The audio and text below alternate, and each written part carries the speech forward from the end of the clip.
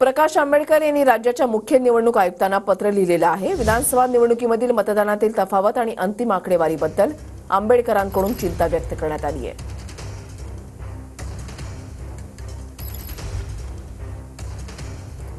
या पत्रामध्ये त्यांनी असं म्हटलंय की वंचितचे राष्ट्रीय अध्यक्ष प्रकाश आंबेडकर यांनी राज्याच्या मुख्य निवडणूक आयुक्तांना पत्र लिहिलंय।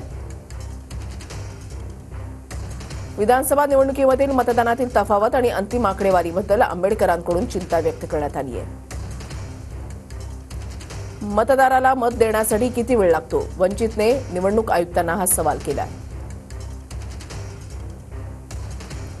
20 नोव्हेंबर रोजी संध्याकाळी 5 ते संध्याकाळी 6 या वेळेमध्ये झालेल्या मतांची नोंद केली का आणि केलेली असेल तपशील द्या। संध्याकाळी 5:59 वाजता रांगेमध्ये उभ्या असलेल्या मतदारांना जारी केलेल्या टोकनची संख्या नोंदवली आहे का? वंचित बहुजन आघाडीचे अध्यक्ष प्रकाश आंबेडकर यांनी मुख्य निवडणूक आयुक्तांना हा सवाल केला आहे।